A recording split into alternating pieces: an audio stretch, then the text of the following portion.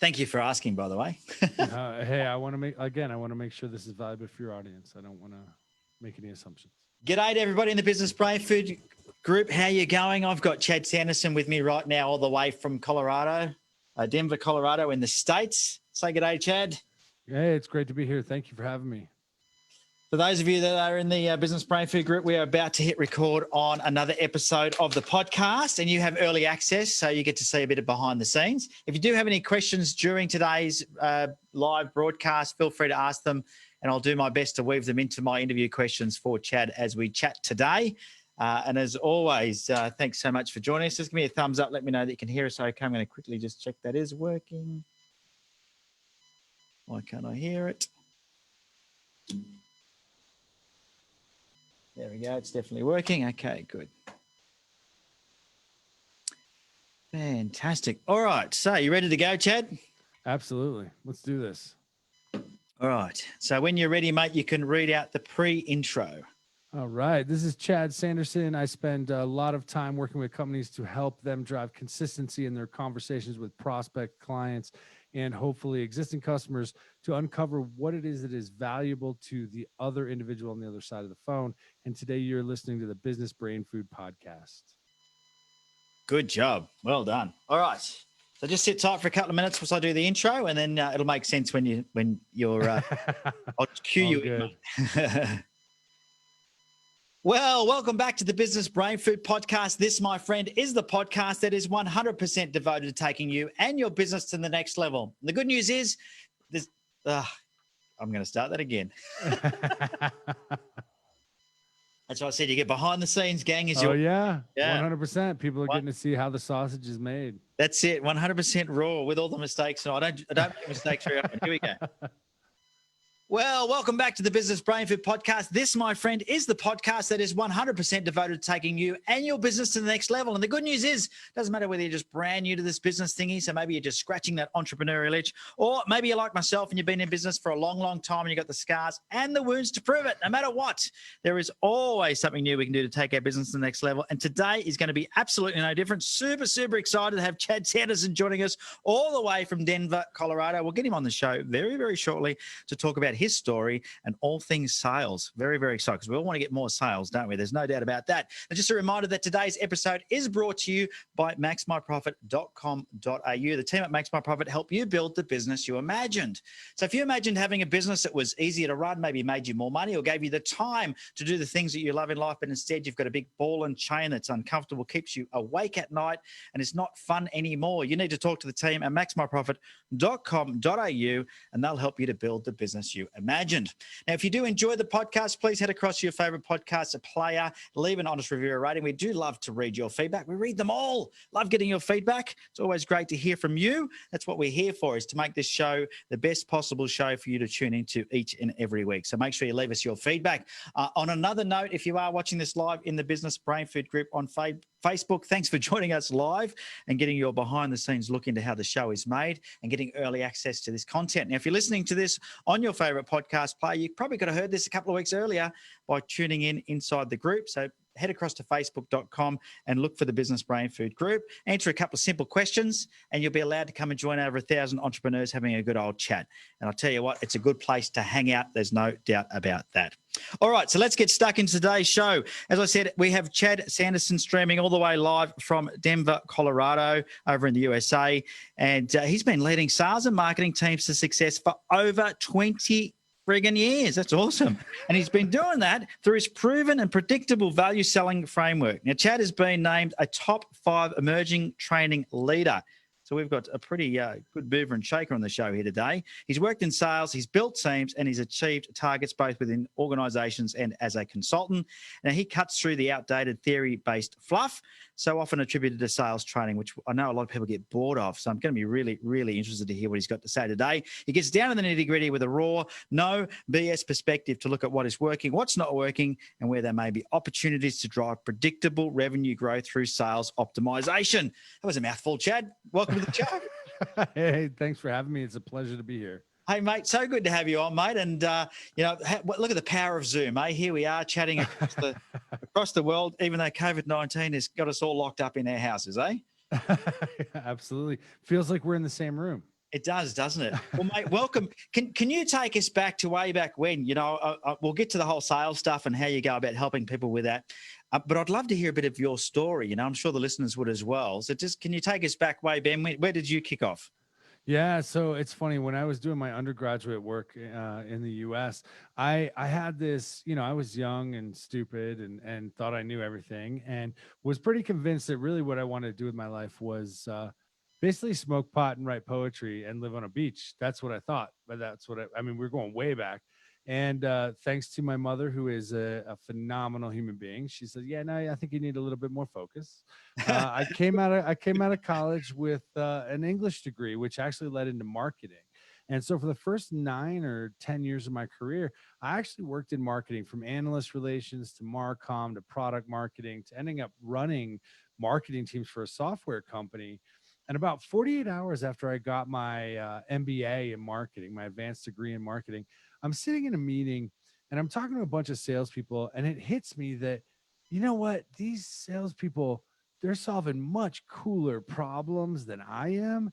They're making a lot more money, and they're not any more intelligent than I am. So I think I should go do that.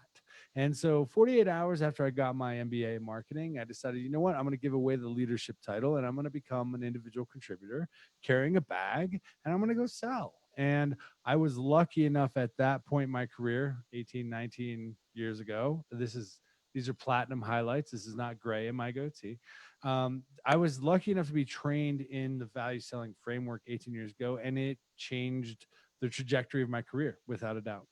Yeah. Okay. So tell us what, for you, what were some of the key things that you remember that made these big changes happen?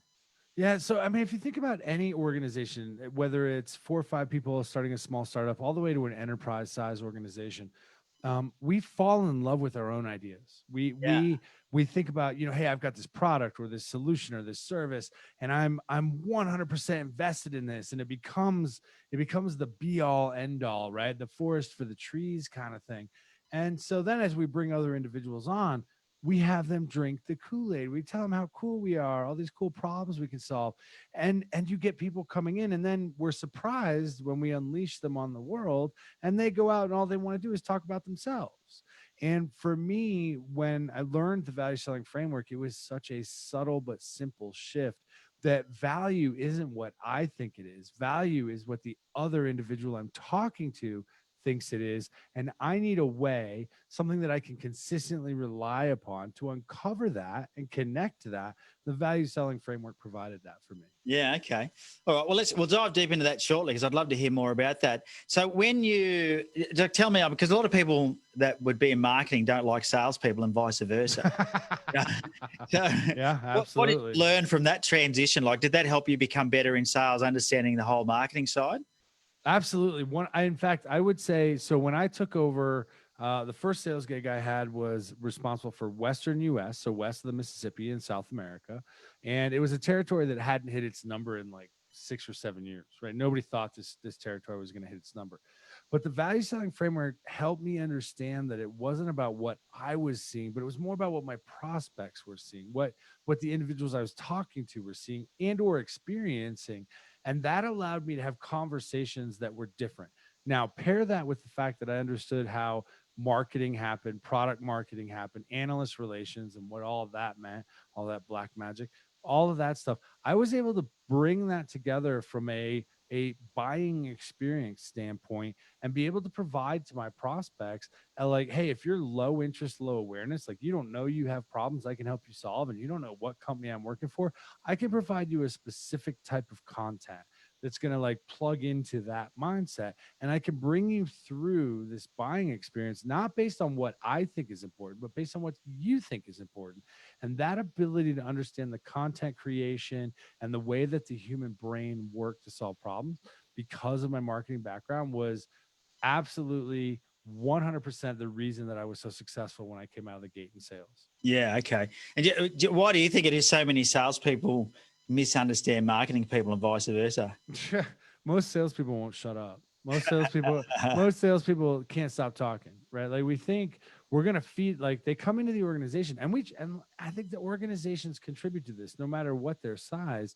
they come into the organization and you want to be like, hey, we're this cool. We do this cool stuff. And you need to go tell the world about it. And then we're surprised when they run out into the world and they're like, hey, talk about me, me, me, me, me. Like I'm 2 divorces in. So like anybody who's been in a dating world knows that you're not going to win anything by talking about yourself first. But yet salespeople go out and they do that instead of taking a breath and just asking about the other person. What are they focused on? What are the problems they're trying to solve? What do they think the ideal solution is? Just by slowing down and asking like those 3 or 4 questions, it totally changes the dynamic. It changes the trust, credibility, and rapport that you have with these individuals and sets the stage for a much more mutually beneficial engagement. Yeah. And so since that shift, have you always been in sales?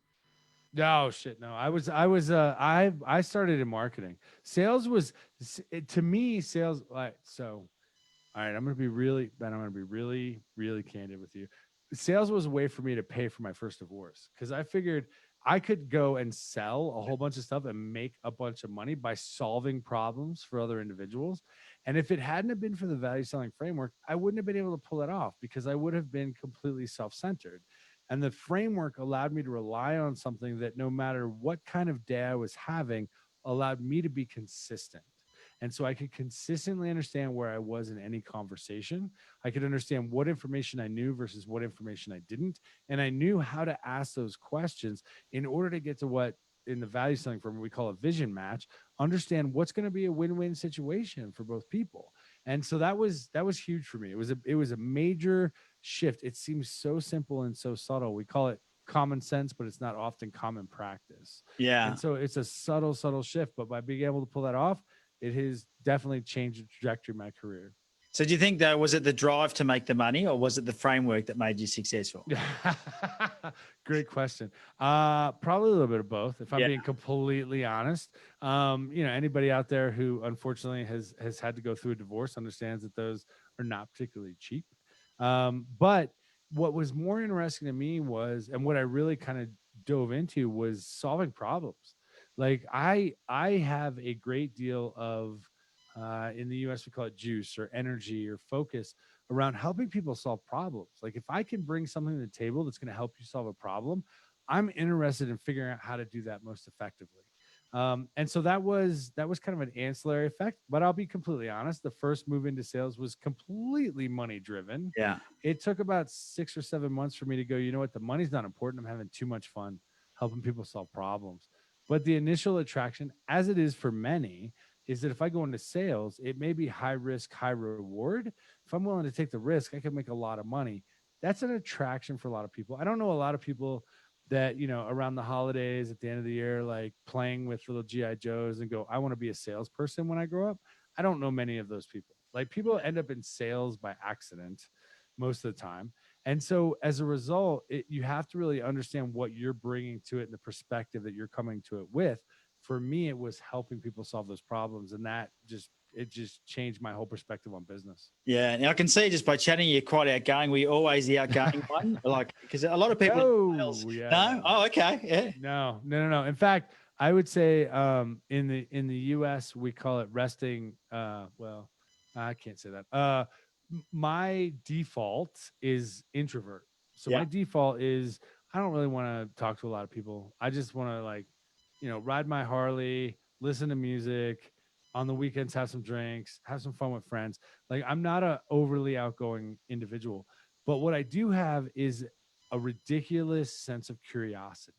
So when I talk to someone and they're telling me, "Hey, I'm struggling with X, whatever X may be," I have a genuine curiosity that I want to understand more about why is that problem so important? What kind of impacts is it having to you as an individual or to your business? That has served me very well because the value selling framework helps amplify that. So I can consistently ask those questions and really connect with another human being. I mean, at the end of the day, people buy from people. So this is a human to human interaction. And being able to do it consistently is the key. And the framework has allowed me to do that. And it's really fueled my innate curiosity that I bring to the table anyway. Yeah. And you've always been curious. Is that Oh something? yeah. Yeah. But my mom would probably say too much because I got in trouble as a kid. But yeah, I mean, I'm always curious about how things work or why is it somebody struggling with something, or what is their perspective? Like I constantly have this need to feed my head. Like I want to Yeah. understand somebody else's perspective. I don't know why. I learned early on that what I think might be an absolute is not necessarily an absolute to another person. So let's engage in a conversation and understand each other. There's just a natural curiosity that I've had from the time I can remember. Yeah. And what type of Harley have you got? I've got I've got to ask as a buyer. 20. Yeah, no, it's a good question. 2016 CVO Street Glide. It's all blacked out.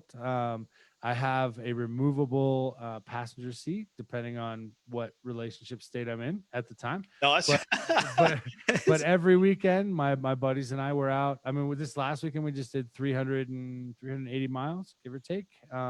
Just out, enjoying the sun and the freedom and the air. It's great way for me to disengage my head because my natural curiosity just doesn't stop. Yeah. And look, there's a lot of business owners on here that also share the passion of motorcycling. But how important is it sometimes to be able to disengage for you? Absolutely. Hey, so if you can't, and I don't care if it's riding a Harley or hiking or kayaking, whatever it is, if you can't disengage, you end up wrapping. In the U.S. we say wrapping yourself around the axle. You get too close to it, right? You have to disengage to step back, and if you can step back, not think about it for a little while, you're going to get a new perspective, and that is invaluable in business of any size. The problem is too many people are connected to the digital landscape we live in. Oh, I had someone on TikTok, or oh, there's someone on Instagram or Snapchat or Facebook. Like I got to constantly be doing this stuff, where the true value for self-reflection and self-understanding comes from that disengagement. Mm. So for me, when I'm on the back of a motorcycle, I could, I mean, we all say to ourselves, my group of friends said, we could die. We could die on this. So I think I need to be focused on this. And I don't give a crap about like if somebody's doing duck lips on Instagram or this other stuff, right? Like I need to be focused on this one thing, and being able to disengage and then come back, I think provides a ridiculously important perspective.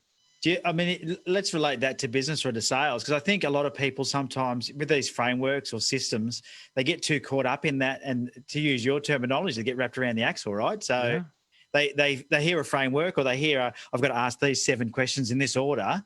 And then I think they do get too close to that. Do you see that happening?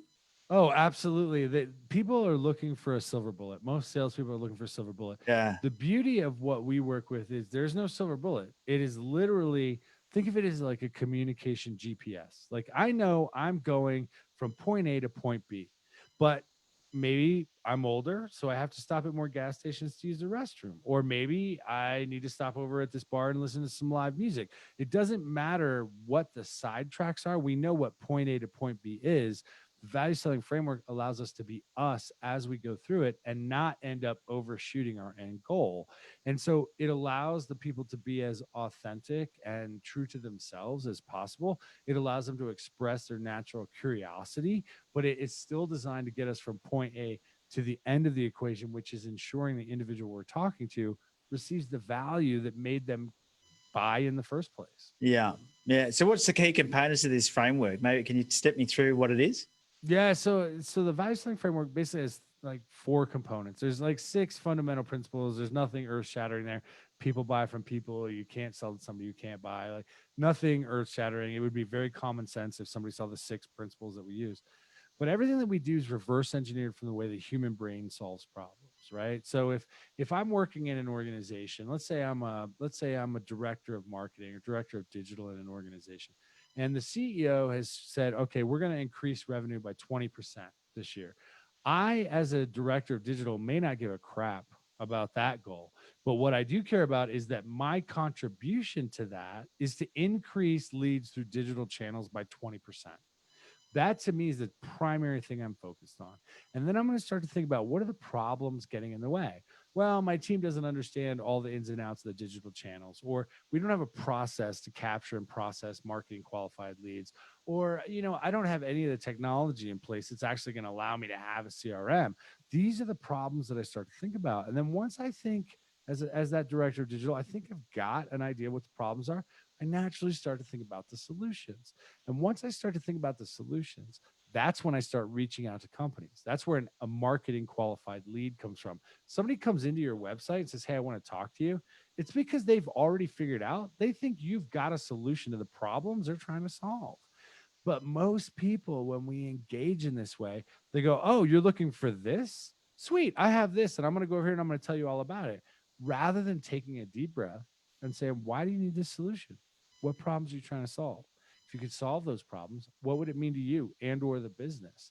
And backing up a little bit to understand what it is that is the genesis of that need. Most sales organizations, most marketing organizations, regardless of size of the organization, aren't set up that way. Yeah. And so they don't get a true understanding, do they, of the prospect, of what the needs are of that prospect? No, they don't take the time to have the conversation. They don't have the time to listen actively or confirm back to the individual, this is what I hear you saying. They just go, oh, hey, you got this cool problem. You know what? I can solve it. And most salespeople will be like calculating commission.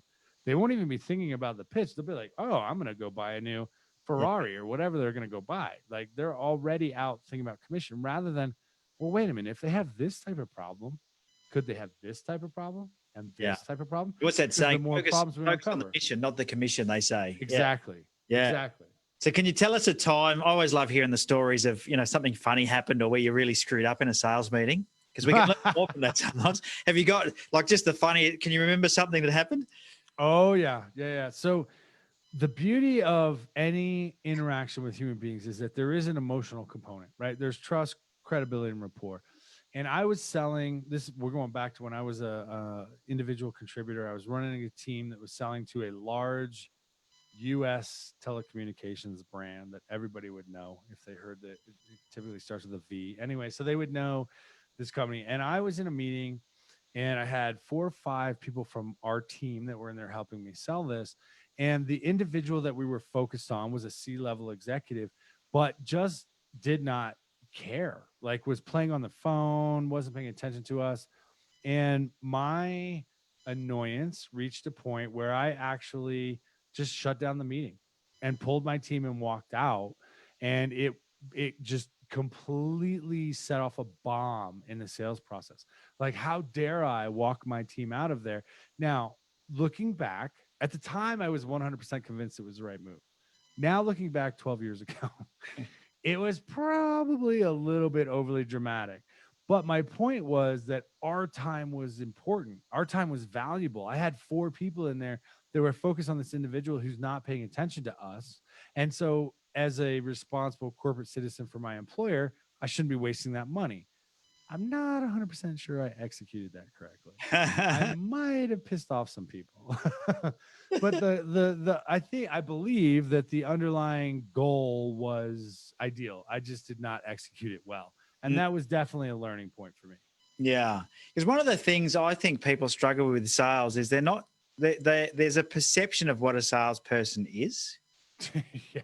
And I think when people get into sales, I always say it's like do you have the show The Voice? Of course you do, The Voice, and absolutely. American Idol. So I always think it's like karaoke, right? Everybody after they have a few drinks gets up on the karaoke stage thinks they can sing, and I think sales is a bit the same sometimes, right? Is that because they have this perception of what a salesperson does, they think they can get into on the sales stage and they think they can sell. But I think the more you like what you think a salesperson is, the less you sell. Do you find that? Oh, that's true. If you think you're selling, I think it implies a level of responsibility that isn't necessarily there. Like if organizations, and a lot of organizations will do this, say, hey, this sales rep has to generate X amount of revenue, or we're going to just fire them and find somebody else. And I think that's not particularly fair, because true sales professionals are focused on finding the problems that they can solve uniquely.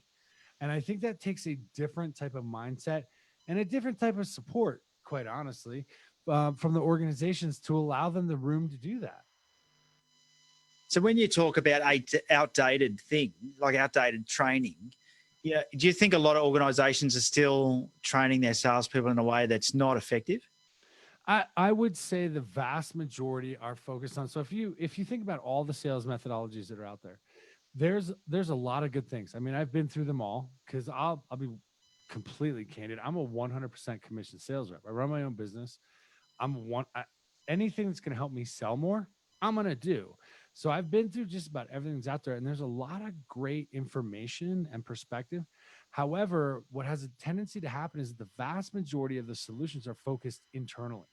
So if I'm an organization, let's say Acme, we'll just use Acme in general, all of my sales training is focused on what I, as Acme, need to do to move revenue through the funnel versus thinking about what I need to do to provide a buying experience to my prospects and or customers that will maximize their return from the relationship.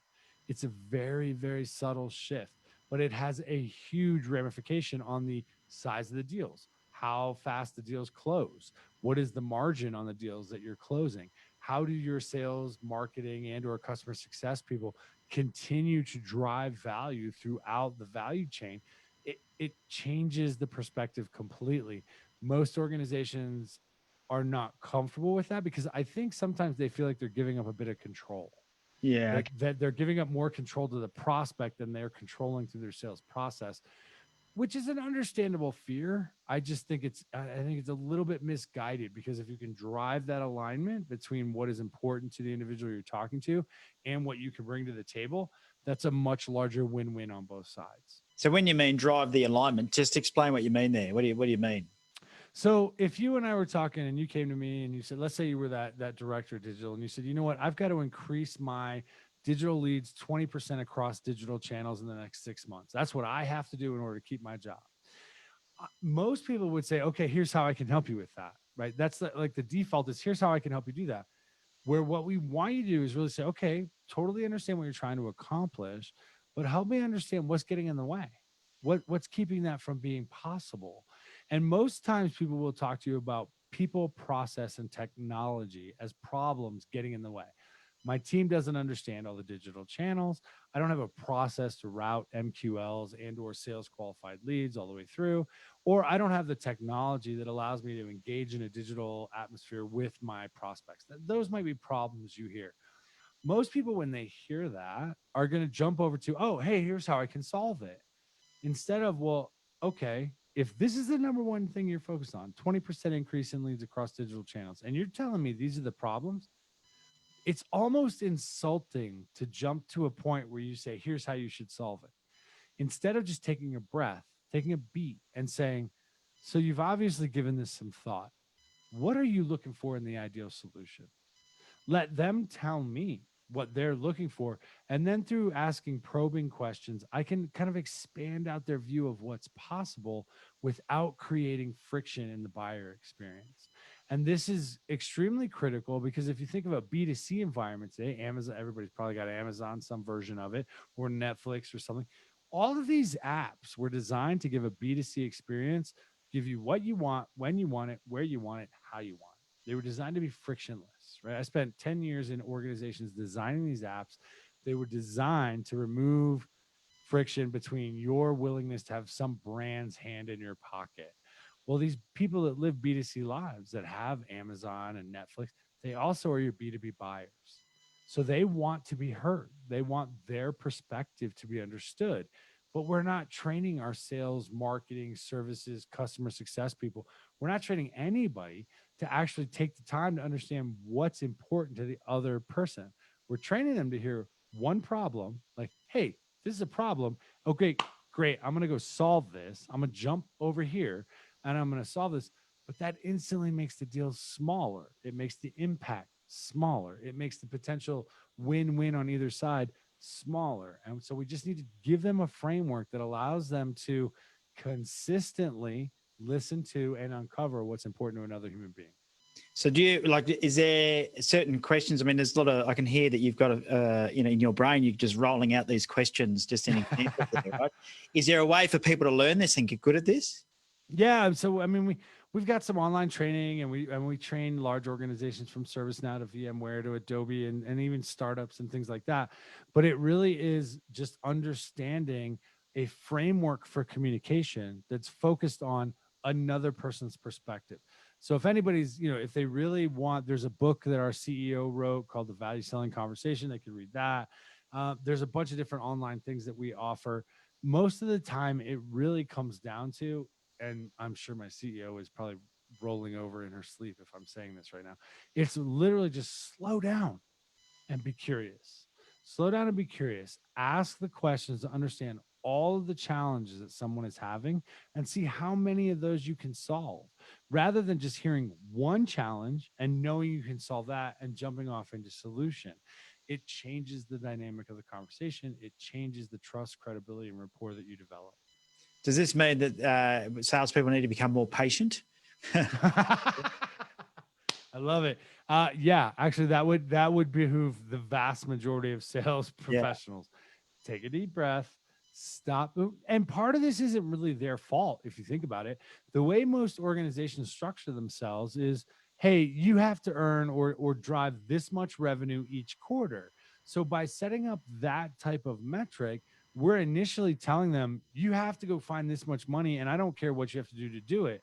But that damages your brand. It damages the reputation. It damages the buyer experience. And it has a tendency to push us towards where's the quickest dollar I can get, rather than the higher quality engagement, which will give me the ability to drive larger deals with higher margin. And so I think sometimes we have a tendency to be very short-sighted. Organizations have a tendency to be very short-sighted. I'm worried about this quarter. Well, why are you worried about this quarter? Like, worry about the year, worry about the 5 years, worry about the next 3 years. When I first started doing business in APAC, in Asia Pacific, and I was in China, I was what, 6 years out of college, out of university. And I was sitting at dinner with the CEO of a Chinese organization that we were doing business with. And he made it very clear that he didn't give a crap about the next quarter or the 2 quarters or the 3 years or or even the next 5 years. His vision was generational. Like, I'm worried about building a business that drives generational change. That was a huge light bulb moment for me, that we in the US, we're driven by Wall Street, right? We're worried about the quarter over quarter over quarter. But at the end of the day, there are cultures out there that are focused on the long term. They're focused on not 5 years, 10 years, 20 years. Some of them, China was been more focused on generational stuff. So why am I so concerned about this 90-day period, right? When most of our competition in the world is thinking at least a longer time horizon. Mm. And I think that's something that we in the US do particularly poorly, is understanding that that you're truly trying to drive value over time versus in such a 90, 180-day window. Yeah, and I mean, it is difficult though, isn't it? Like you said, companies need to make money, and then you've got Sure. people that need to make money. They've got needs, right? They're getting divorced and they need to pay for that, or they're buying Harley Davidson and they need to pay for that. And Yeah, that's all short absolutely. term thinking, right? Yeah. And a lot of people are living paycheck to paycheck, right? So there'd be no doubt in my mind there'd be salespeople going into sales meetings, going, "I've got to get this sale so I can pay my rent." Oh yeah. So how does somebody, and there's business owners, right, that right now aren't making enough money to pay their taxes or their employees' wages.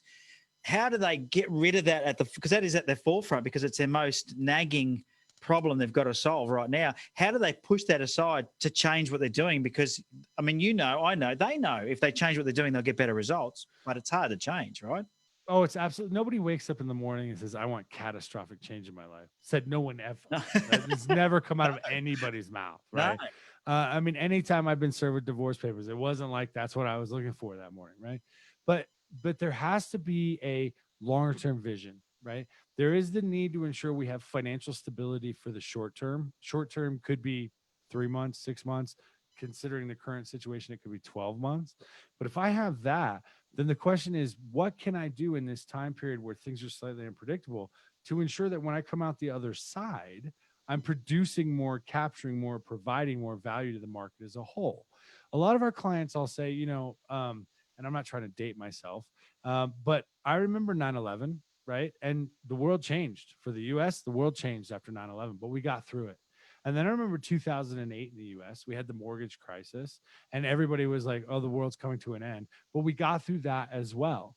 And I'm not trying to sound like I don't care about the impact that COVID is having, because I've lost individuals in my life to COVID. I know many people who have, and it is a very sad and uncomfortable thing. But I don't want to downplay it, but this too shall pass. So it is It is, how do I set up my organization to ensure that I am ready for whatever seismic changes may happen in the market, the political environment, the world, but without losing sight on what is my end goal of providing value to the individuals I'm selling to in a specific market. And that can be very difficult, like very, very difficult for very many people, because all of a sudden something happens, a pandemic, and now all of a sudden you're worried about making payroll week over Mm. week instead of that longer term vision. It can be a bit of a challenge, and it is not necessarily for everyone. Totally get that. But if we can stay consistent in our belief that we are providing value, that we are trying to understand what is impacting the individuals we're talking to, we have a much greater chance of success long term than something you might consider analyzing in 30, 60, 90 days. Yeah.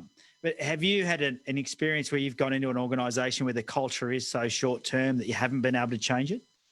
I actually, so, and this is the beauty of working for myself.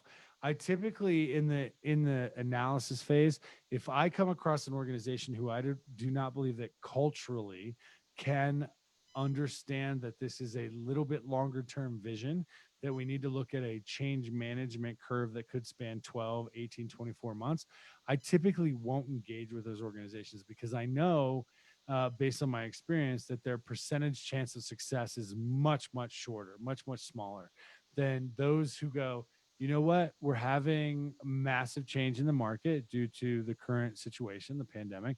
I have a choice. I can invest in my people, my process, my tech. I can invest in my organization, or I can clamp down and have a emotional reaction of, oh crap, I need to make sure I have enough to keep us through this. They're two different, totally different views.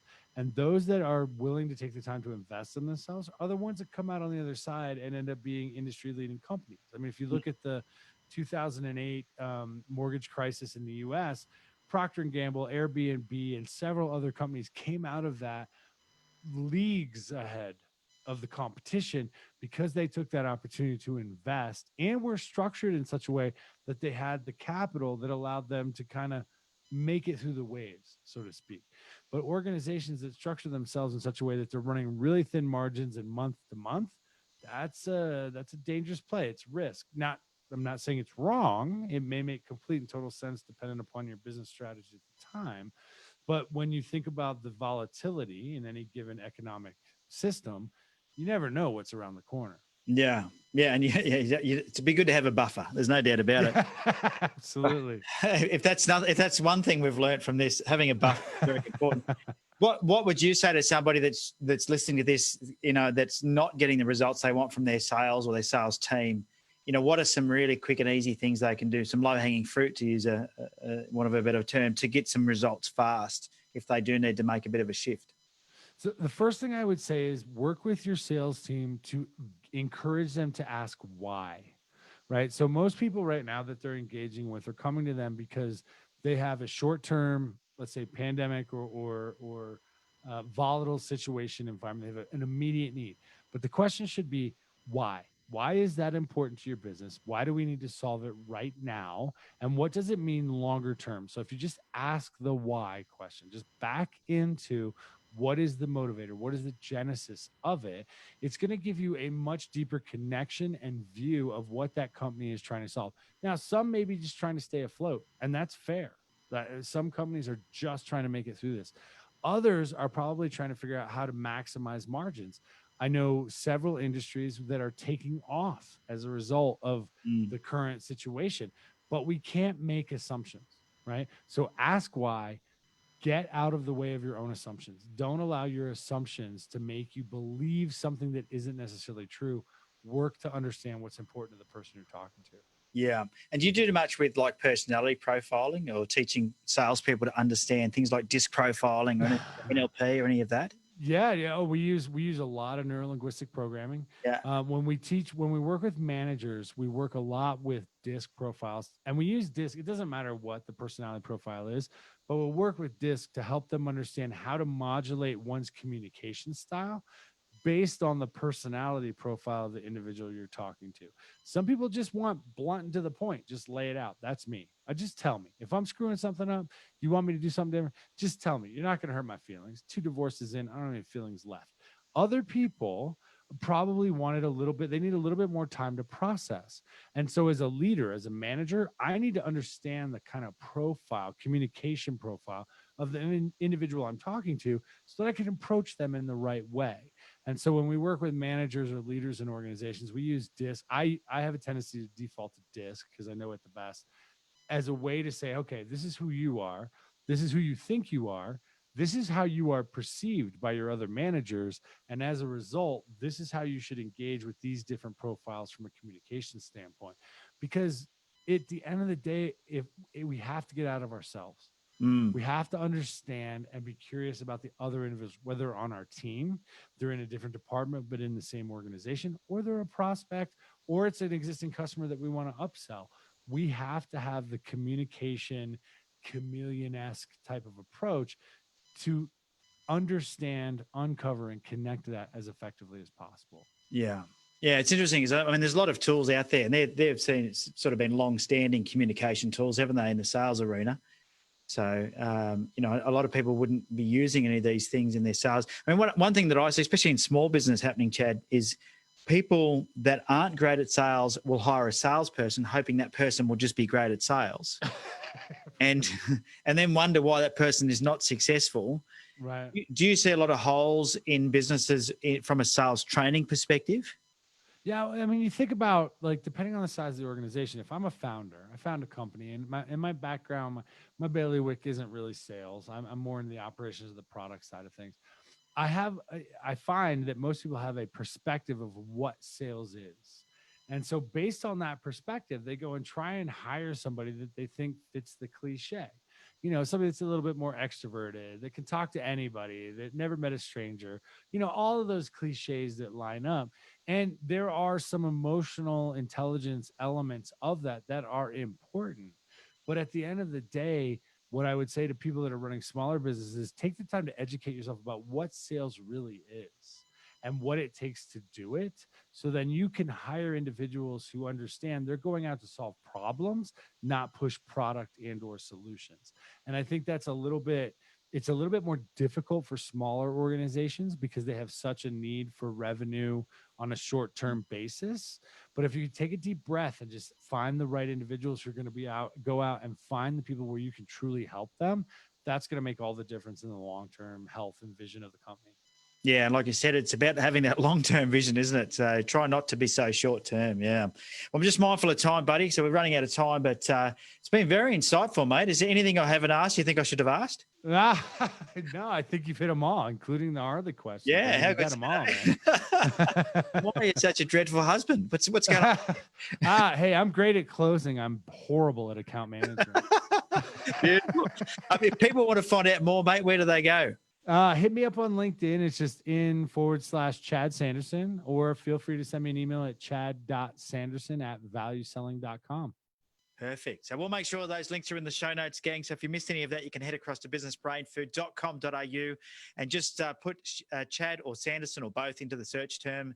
And I'm sure this episode will pop up and you'll be able to click on that. Thanks again, mate, for joining us live all the way from Colorado. Really appreciate it. It's my pleasure. Thank you very much. Hey, good luck with everything in the future. Well, thanks again for tuning into the Business Brain Food podcast. If you have enjoyed today's episode, please head across to your favorite podcast player, leave an honest review or rating. We do read them all. We love to get your feedback.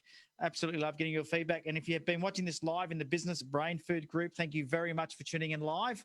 And if you haven't been watching it live, you can for the next one. Head across to facebook.com, look for the Business Brain Food group, and you can get all the behind the scenes stuff going on before we press record, which is sometimes a little bit of fun as we have a bit of a chat and get things started.